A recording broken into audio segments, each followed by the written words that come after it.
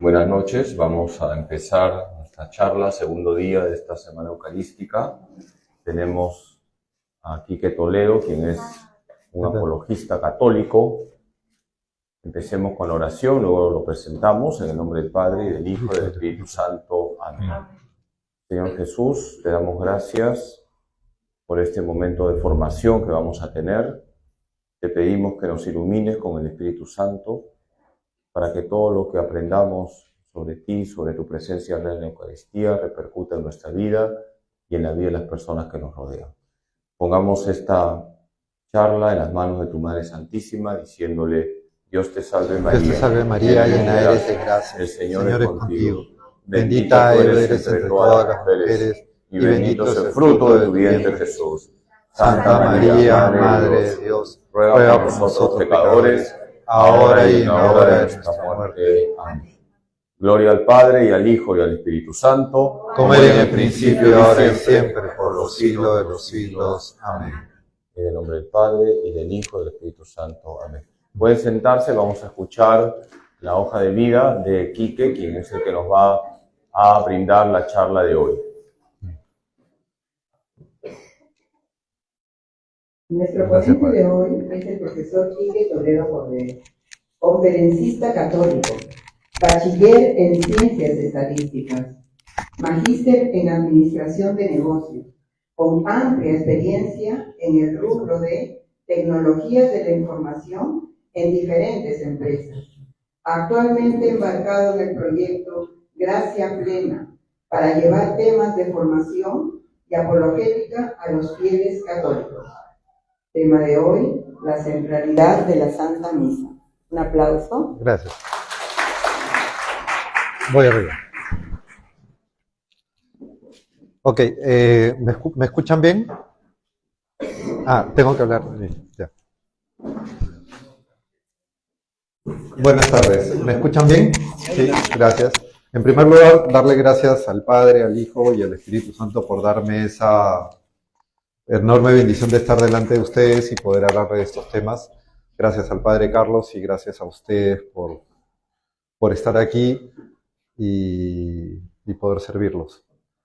Ok, entonces empezamos con una pregunta. ¿Ustedes han tenido la experiencia alguna vez de tener algún amigo, un familiar o un conocido protestante que les ha dicho en qué parte de la Biblia dice que hay que ir a misa? A ver, levanten la mano. ¿Cuántos han tenido eso? Varios. Ok, ¿cuál es la respuesta? ¿Quién la sabe?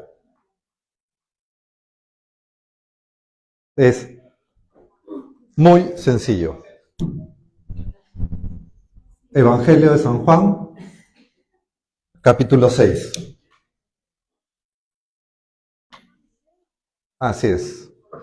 Entonces, normalmente lo que ocurre es que un evangélico o una persona te va a decir ¿en cuál versículo? ¿Ok? El tema es que nuestros hermanos separados ven la Biblia como si fuera así puntitos separados. ¿Ok? Están buscando el versículo que diga algo, etcétera, etcétera. En cambio, los católicos, nosotros leemos por párrafos, por contextos. Es más, si podemos leer todo el libro, toda la carta o toda la Biblia antes de decir algo, esa es la manera católica de hacerlo. Completo. ¿Ok? Entonces lo que vamos a hacer hoy día es, voy a leer con ustedes algunas pocas citas, porque hay decenas de citas que están vinculadas a la Eucaristía. Vamos a recorrer unas cuantas, pero la principal es esta, ¿ok? Voy a empezar a leer con ustedes. Permítame. Después de esto, Jesús atravesó el mar de Galilea llamado Tiberíades. Estoy leyendo la Biblia. Lo seguía una gran multitud. Al ver los signos que hacía curando a los enfermos, Jesús subió a la montaña y se sentó allí con sus discípulos. Se acercaba la Pascua, la fiesta de los judíos. Al levantar los ojos, Jesús vio que una gran multitud acudía a él y le dijo a Felipe: ¿dónde compraremos pan para darles de comer? Él decía esto para ponerlo a prueba, porque sabía bien lo que iba a hacer. O sea, Jesús tenía la intención de hacer algo. Felipe le respondió, 200 denarios no bastarían para que cada uno pudiera comer un pedazo de pan.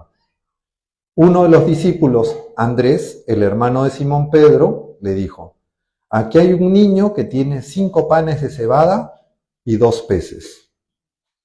Pero, ¿qué es esto para tanta gente? Jesús le respondió, háganlo sentar. Había mucho pasto en ese lugar. Todos se sentaron y eran unos 5,000 hombres. Jesús tomó los panes, dio gracias y los distribuyó a los que estaban sentados. Lo mismo hizo con los pescados, dándoles todo lo que quisieron. Cuando todos quedaron satisfechos, Jesús dijo a sus discípulos, recojan los pedazos que sobran para que no se pierda nada. Los recogieron y llenaron 12 canastas con los pedazos que sobraron de los 5 panes de cebada. Al ver el signo que Jesús acababa de hacer, la gente decía, este es verdaderamente el profeta que debía venir al mundo. Jesús, sabiendo que querían apoderarse de él para hacerlo rey, se retiró otra vez solo a las montañas. Entonces, aquí voy a hacer una pequeña pausa, porque es como que la primera parte del capítulo, y llamo su atención sobre un pequeño detalle. Querían hacerlo rey. ¿De acuerdo? Era gente que había visto a Jesús hacer milagros, curar enfermos, hacer caminar a los cojos, hablaba del reino, y encima había hecho multiplicar los panes y querían hacerlo rey. Ahora, pensemos. Para cualquiera que sabe algo de historia, sabe que el contingente estándar de una legión romana era de 5,000 hombres. Entonces, cuando el apóstol San Juan escribe esto de acá, dice, eran 5,000 hombres que querían hacerlo rey en la Galilea de la primera mitad del siglo I, significaba que iban a empezar una revolución armada contra el rey Herodes en principio y contra el imperio romano. O sea, no era, pues uno le dice, ay, querían hacerlo rey. Pongamos una pequeña pausa ahí y pensemos lo que estaba ocurriendo realmente. O sea, querían hacer rey 5,000 hombres, una legión entera, completa, dispuestos a entregar su vida por este hombre, porque eso significaba ir a la guerra, pelearse contra Herodes,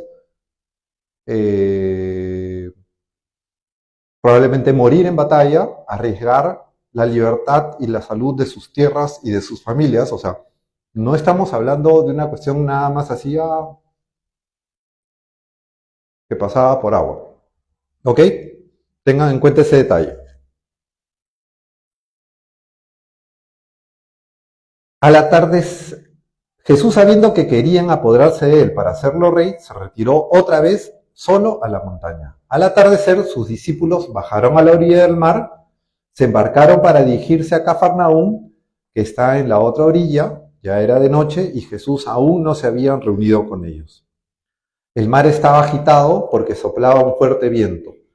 Cuando habían remado unos 5 kilómetros, vieron a Jesús acercarse a la barca caminando sobre el agua y tuvieron miedo. Él les dijo, soy yo, no teman. ¿Ok? Ellos quisieron subirlo a la barca, pero ésta tocó tierra enseguida en el lugar a donde iban. Esta es como la segunda parte del capítulo. La primera parte es la multiplicación de los panes. La segunda parte es los discípulos lo ven caminar sobre las aguas. ¿Ok?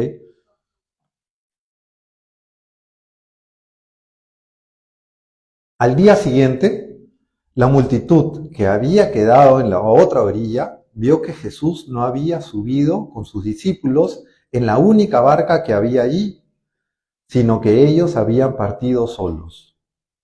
Mientras tanto, unas barcas de Tiberíades atracaron cerca del lugar donde había comido el pan, después de que el Señor pronunció la acción de gracias.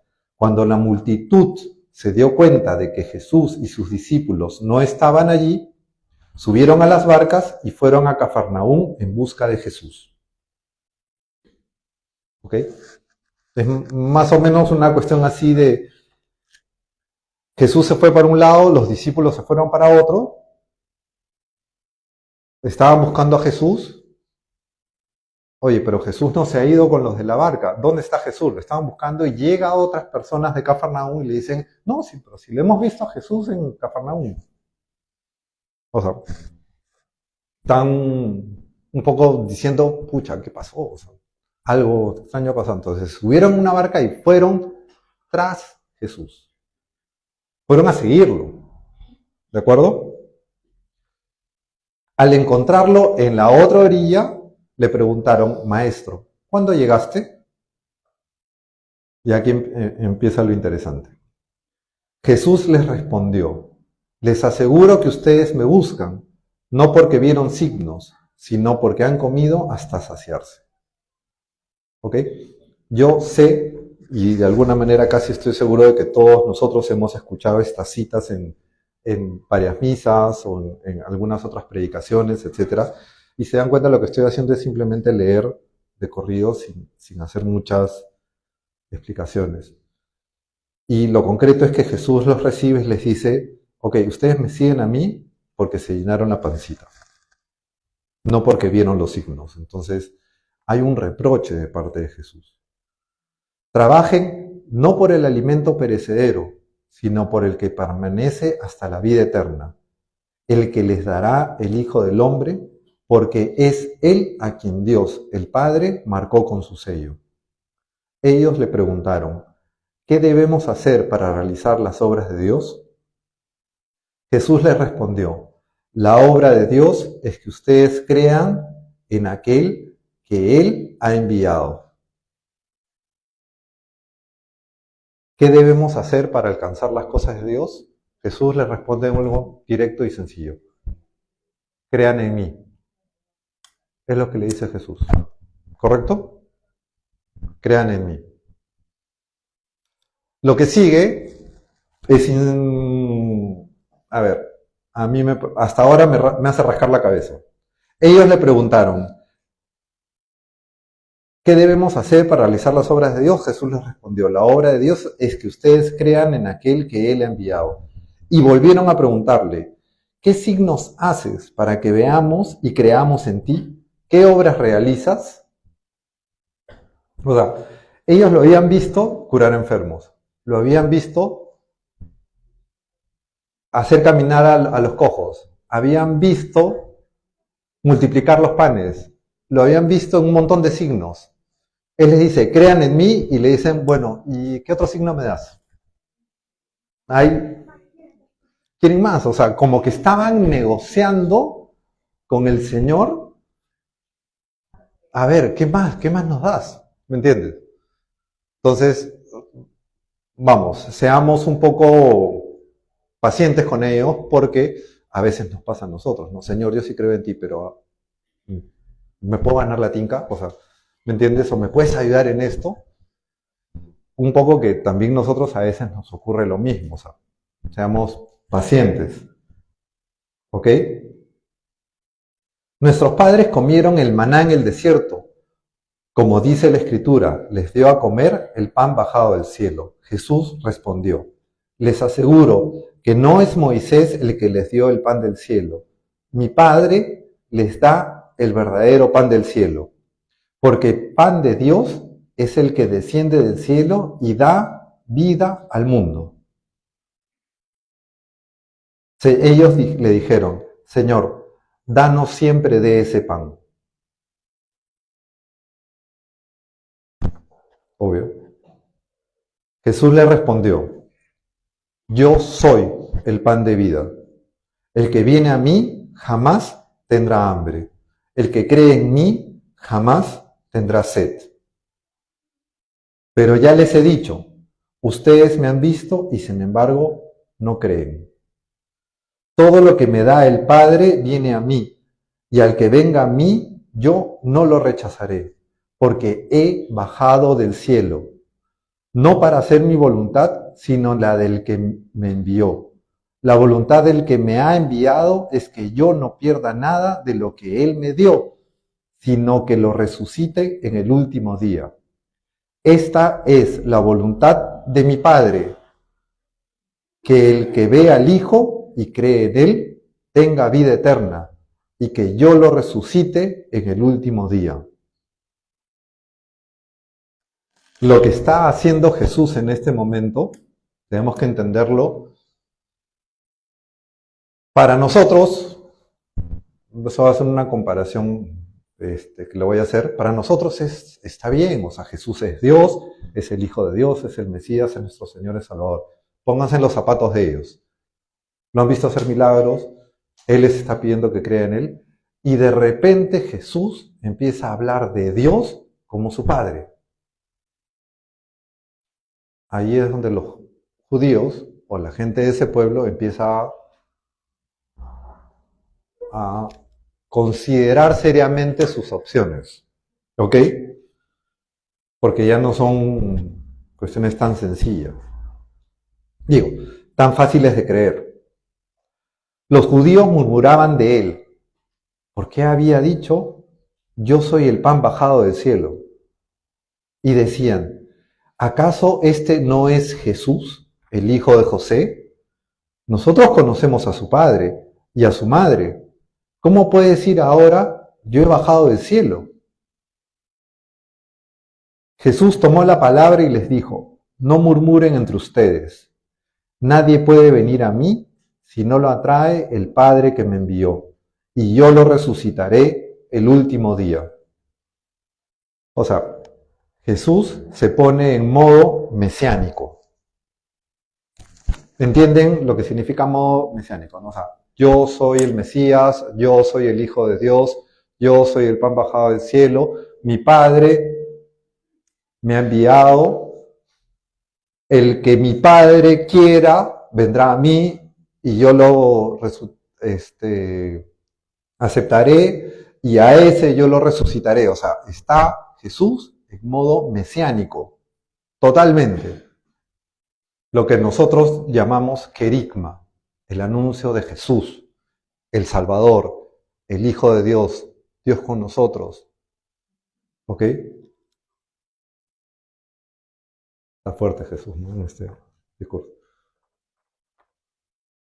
Así es Él. Jesús tomó la palabra y les dijo, no murmuren entre ustedes. Nadie puede venir a mí si no lo atrae el Padre que me envió, y yo lo resucitaré el último día. Está escrito en el libro de los profetas, todos serán instruidos por Dios. Todo el que oyó al Padre y recibe su enseñanza, viene a mí. Nadie ha visto nunca al Padre, sino el que viene de Dios. Solo Él ha visto al Padre.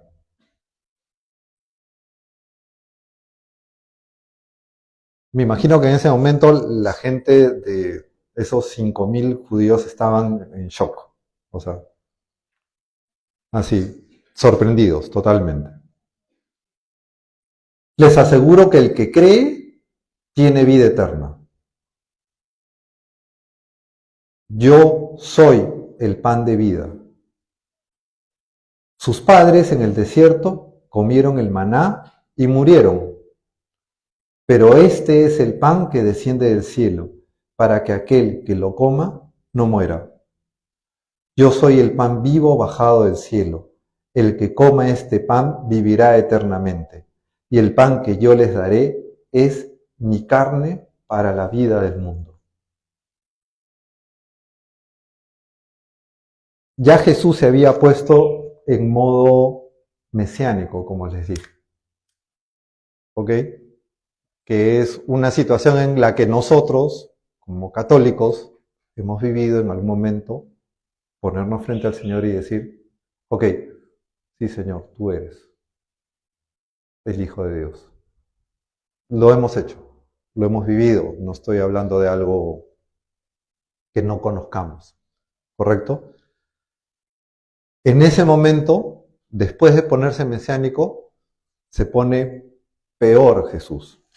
Porque dice algo que raya aún más. Dice, yo soy el pan de vida. Sus padres en el desierto comieron maná y murieron, pero este es el pan que desciende del cielo. O sea, así, este es el pan que desciende del cielo, dice Jesús. Yo soy el pan vivo bajado del cielo. El que coma de este pan vivirá eternamente. Y el pan que yo les daré es mi carne para la vida del mundo. O sea, pongámonos de nuevo en los zapatos de los judíos que están ahí escuchando estas palabras. Están, oye, o sea, ¿qué le pasa? ¿Me entiendes? ¿Sí o no? O sea, seamos objetivos con las cosas que está diciendo. Continúa, dice. Los judíos discutían entre sí diciendo, ¿cómo este hombre puede darnos a comer su carne? Jesús les respondió, les aseguro que si no comen la carne del Hijo del Hombre y no beben su sangre, no tendrán vida en ustedes. El que come mi carne y bebe mi sangre tiene vida eterna, y yo lo resucitaré en el último día. Porque mi carne es la verdadera comida, y mi sangre la verdadera bebida. El que come mi carne y bebe mi sangre permanece en mí y yo en él.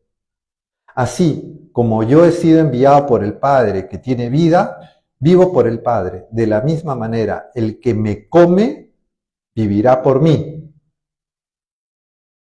Este es el pan bajado del cielo, no como el que comieron sus padres y murieron.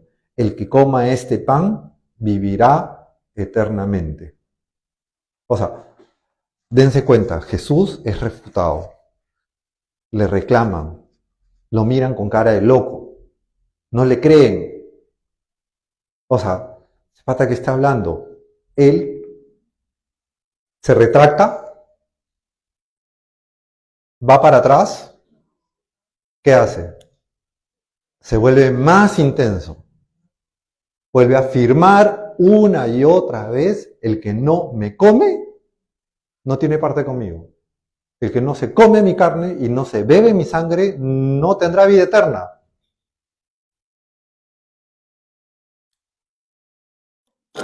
Nuestros queridos hermanos separados repiten una y otra vez, no, está hablando simbólicamente. ¿Ok?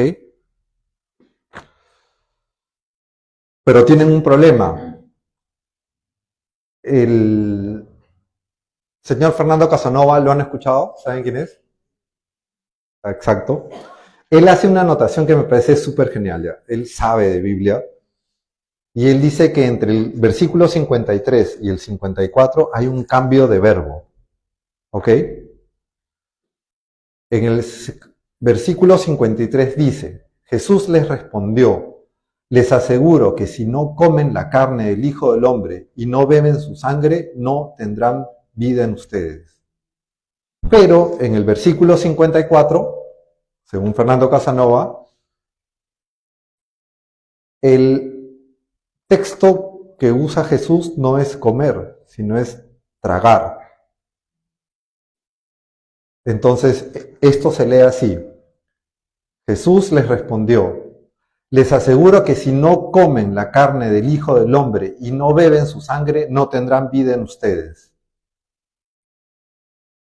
Se pone a pensar, pone las manos así y dice, ¿de qué manera hago que me entiendan? Ya.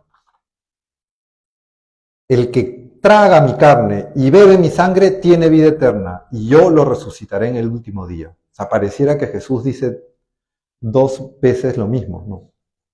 Lo dice por segunda vez, pero lo dice de esa manera para que entiendan que es literal, no simbólico. Tal cual. Quien no se traga mi carne y no se bebe mi sangre, no tiene vida conmigo. Porque mi carne es verdadera comida y mi sangre es verdadera bebida. El que come mi carne y bebe mi sangre permanece en mí y yo en él.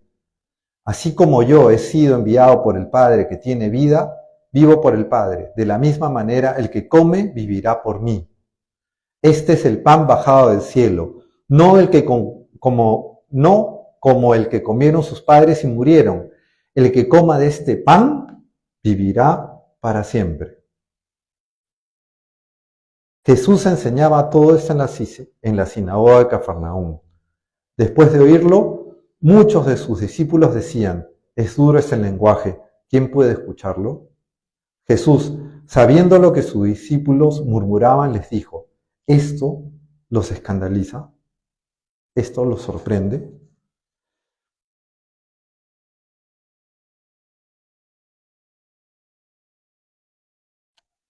O sea, yo vuelvo a ser un poco suave con la gente que estaba escuchando a Jesús. ¿Por qué? Porque hay una cuestión que hay que tener en cuenta.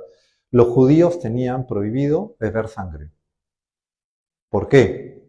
Porque ellos creían, y así lo enseña el Antiguo Testamento, que el beber sangre implicaba beberte la vida del animal que había sido sacrificado o cocinado, digamos. ¿De acuerdo? Entonces, que venga una persona y te diga, bébete mi sangre, era como que algo prohibido. Pero sigamos en esa línea. Si beber la sangre del animal era beberte su vida, y viene Jesús y te dice, bébete mi sangre, ¿qué nos está diciendo? Que nos llenemos, que nos alimentemos de su vida. ¿Ok? Pero para ellos era una cuestión impensable lo que estaba diciendo. Aparte que, si te das cuenta, de por sí ya suena ilógico lo que está diciendo Jesús. ¿Ok? Vamos por partes. ¿Ya? Es duro este lenguaje. ¿Quién puede escucharlo? Jesús, sabiendo lo que sus discípulos murmuraban, les dijo, ¿esto les escandaliza?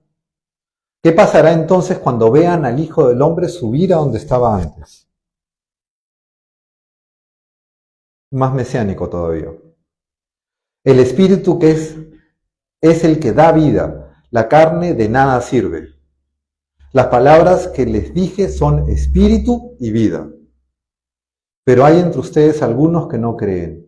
En efecto, Jesús sabía desde el primer momento quiénes eran los que no creían y quién era el que lo iba a entregar. Y agregó, por eso les he dicho que nadie puede venir a mí si el Padre no se lo concede. Desde ese momento, muchos de sus discípulos se alejaron de él y dejaron de acompañarlo. Definitivamente, esto de acá ocurre un año antes de su pasión. Al principio la lectura dice que es más o menos la Pascua, la celebración de la Pascua, y sabemos que la última cena y su cruz es en la Pascua del año siguiente. ¿Ok?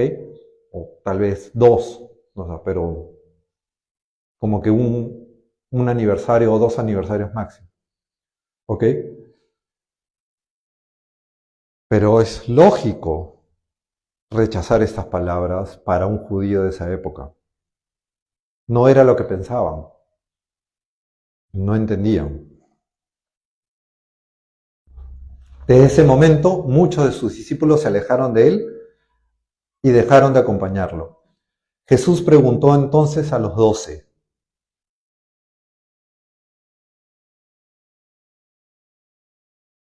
¿también ustedes se quieren ir?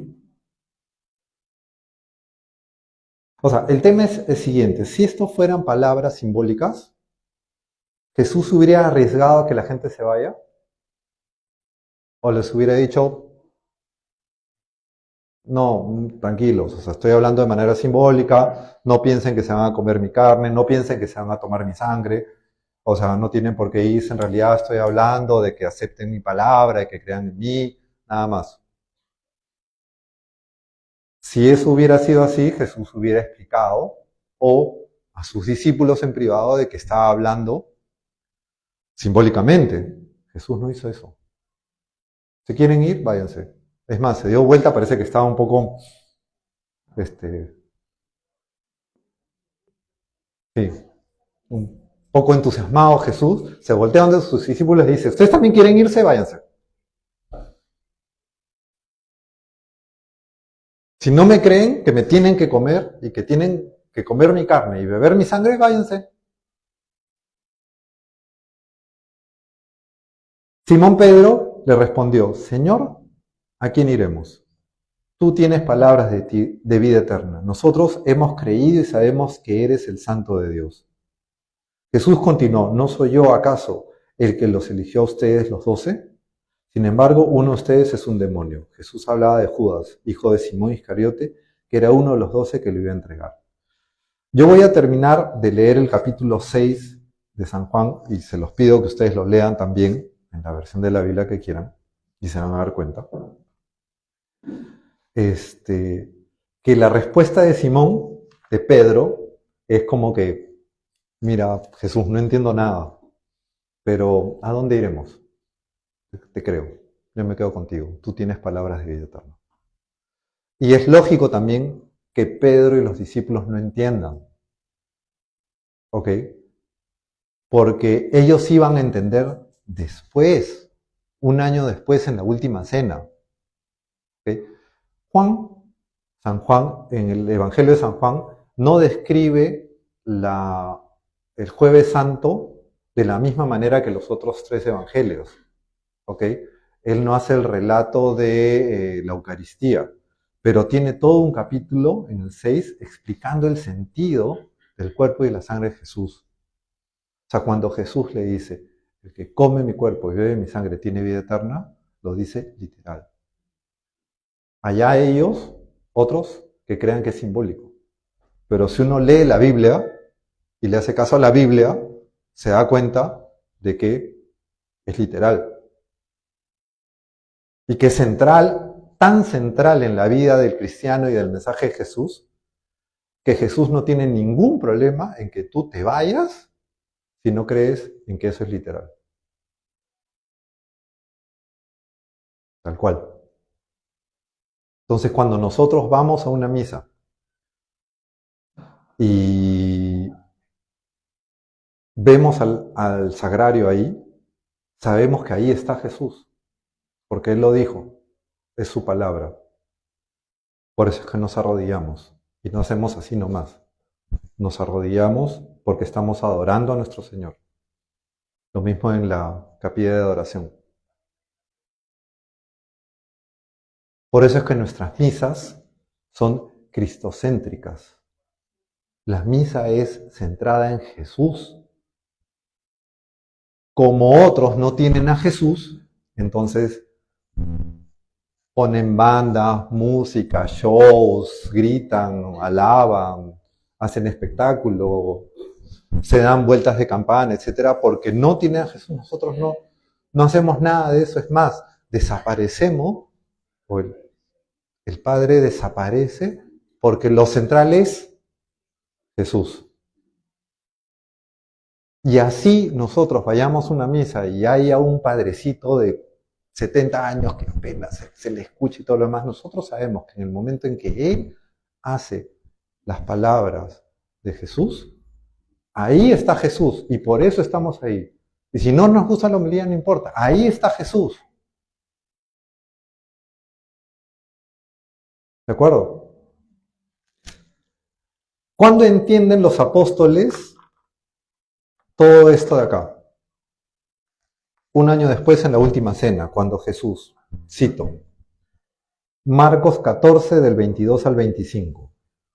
Mientras comían, Jesús tomó pan, pronunció la bendición, lo partió y lo dio a sus discípulos diciendo, tomen, esto es mi cuerpo. Yo me imagino que alguno de los discípulos en ese momento dijo, Después tomó una copa, dio gracias y se le entregó y todos bebieron de ella. Y les dijo, esta es mi sangre, la sangre de la alianza que se derrama por muchos. Les aseguro que no beberé más del fruto de la vid hasta el día en que beba el vino nuevo en el reino de Dios. Entonces vamos a anotar esta cita, Marcos 14, del 22 al 25.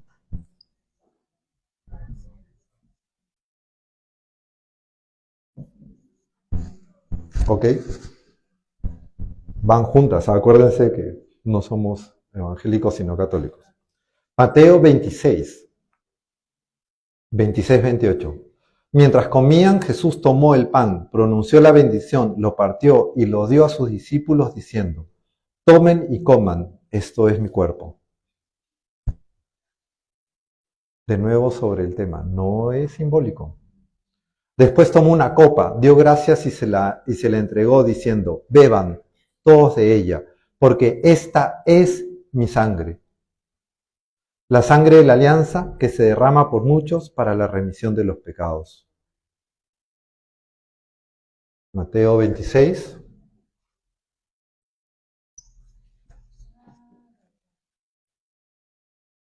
Veintiséis, 28.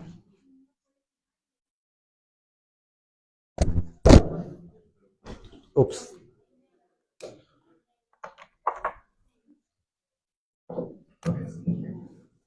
Ahí.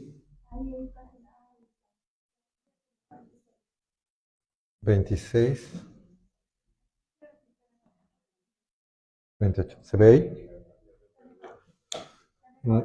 Ya. Lucas 22, 19, 20.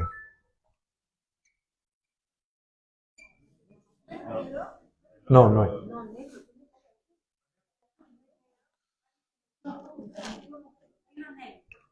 Genial.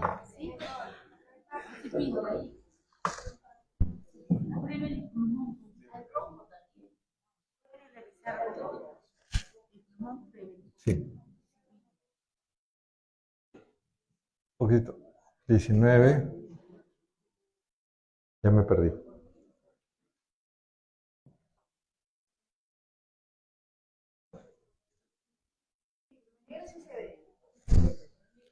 Lucas 22, 19 al 20.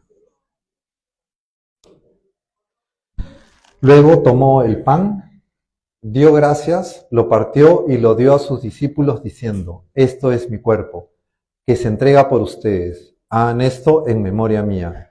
Después de la cena hizo lo mismo con la copa diciendo, esta copa es la nueva alianza sellada con mi sangre que se derrama por ustedes.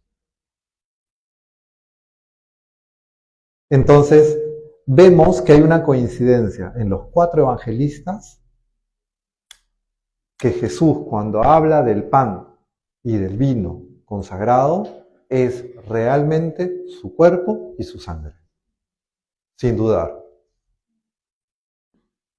Sin dudas. Si ustedes no creen,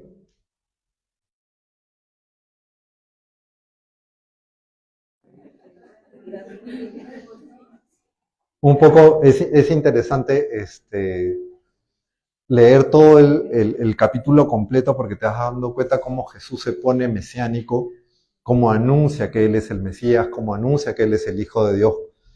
Va, lo reafirma, da muestras reales con sus milagros, con sus signos, con su enseñanza, les pide que crean en Él y les dice, este es el más grande milagro que les voy a dar. Les voy a dar mi cuerpo para que coman y ese cuerpo les va a dar vida eterna. ¿De acuerdo? Lamentablemente, los hermanos separados no ven la misa por ningún lado. Bueno.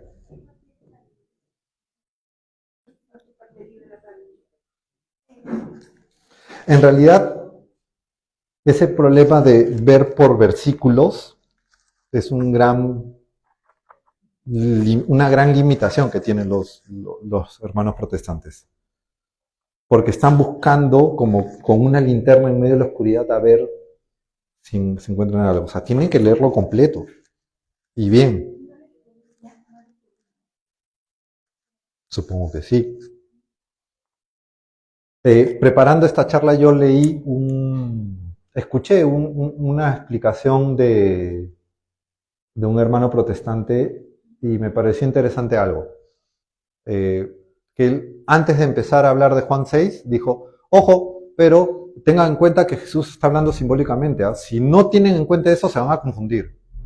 Y a cada momento decía, es simbólico, pero está hablando simbólico. O sea, hizo una muy buena exégesis, pero siempre repetía eso. Entonces, él tenía como el chip de que si no entendías que era simbólico, te ibas a confundir. Decía eso. Y se quejan que nosotros seguimos tradiciones de hombres. O sea, mientras un evangélico, mientras más lea la Biblia, más católico se va a hacer. Eso es algo que tenemos que tener claro. Si cuando conversemos con amigos o familiares evangélicos chilenos, no te preocupes, tú lee la Biblia. Mientras más leas la Biblia, más católico vas a ser. Por ejemplo,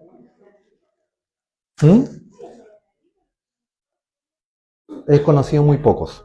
La mayoría conocen 5 o 10 citas, punto, de memoria, nada más. Por ejemplo, dicen que no aparece la misa por ningún lado. San Pablo, Primera de Corintios capítulo 10 del 15 al 17. Les hablo como a gente sensata. Juzguen ustedes mismos lo que voy a decirles. La copa de bendición que bendecimos, ¿no es acaso comunión con la sangre de Cristo? Y el pan que partimos, ¿no es comunión con el cuerpo de Cristo? Ya que hay un solo pan, todos nosotros, aunque somos muchos, formamos un solo cuerpo, porque participamos de ese único pan. ¿De qué está hablando San Pablo? ¿De la misa? Primera de Corintios 10, 15 al 17.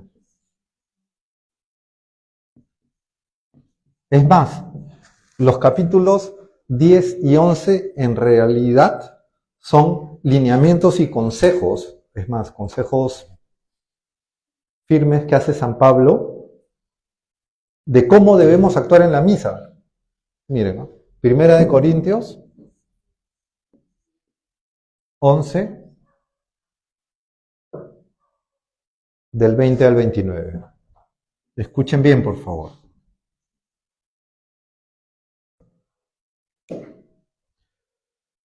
Cuando se reúnen, lo que menos hacen es comer la cena del Señor. O sea, les está jalando las orejas, San Pablo le está jalando las orejas a los corintios. Porque apenas se sientan a la mesa, cada uno se apresura a comer su propia comida. Y mientras uno pasa hambre, el otro se pone ebrio. ¿Acaso no tienen sus casas para comer y beber? ¿O tan poco aprecio tienen a la iglesia de Dios que quieren hacer pasar vergüenza a los que no tienen nada? ¿Qué les diré? ¿Los voy a lavar? En esto no puedo alabarlos. Lo que yo recibí del Señor y a mi vez les he transmitido es lo siguiente. El Señor Jesús, la noche en que fue entregado, tomó pan. Dio gracias, lo partió y dijo, esto es mi cuerpo, que se entrega por ustedes. Hagan esto en memoria mía. De la misma manera, después de cenar, tomó la copa, diciendo, esta copa es la nueva alianza que se sella con mi sangre. Siempre que la beban, háganlo en memoria mía. Y así, siempre que coman este pan y beban esta copa, proclamarán la muerte del Señor hasta que el Señor vuelva. ¿De qué está hablando San Pablo? De la misa. O sea, y no ven la misa. No sé, no entiendo. Y continúa San Pablo. Y así, siempre que coman este pan y beban esta copa, proclamarán la muerte del Señor hasta que Él vuelva. Por eso, el que coma el pan y beba la copa del Señor indignamente, tendrá que dar cuenta del cuerpo y de la sangre del Señor. ¿Qué está diciendo San Pablo?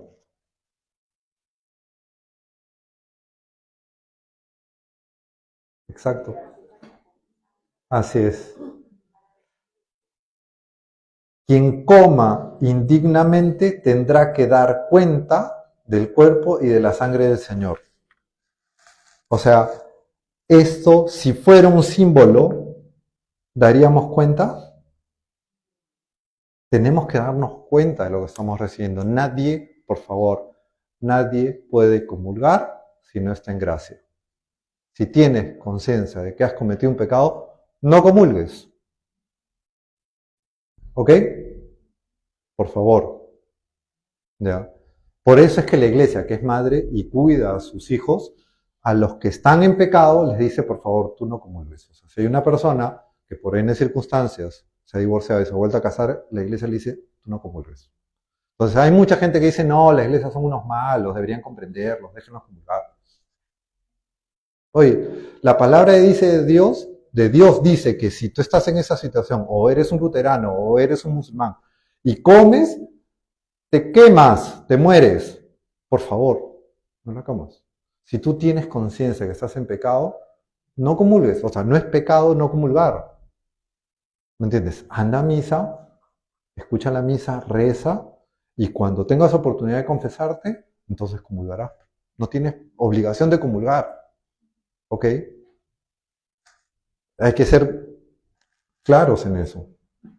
Por eso, el que coma el pan o beba la copa del Señor indignamente tendrá que dar cuenta del cuerpo y de la sangre del Señor.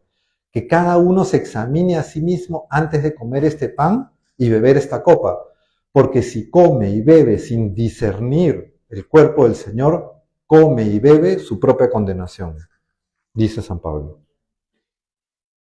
Claro. ¿Ok? Entonces, no estamos ante algo, según la Biblia, que sea así nomás simbólico. Qué bonito Jesús y Él es el pan. Es real.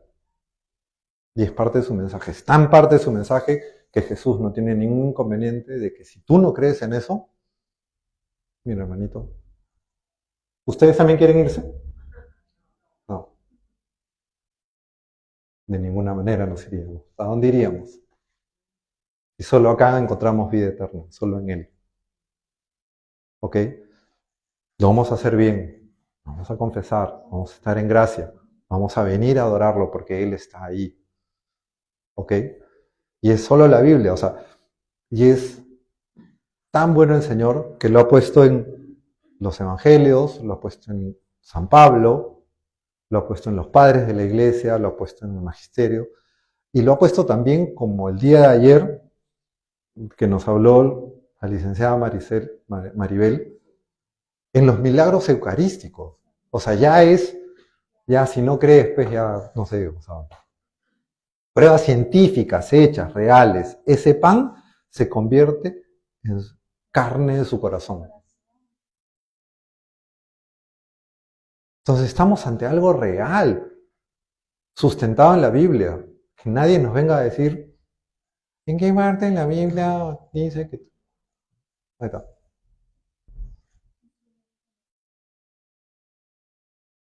¿Ok?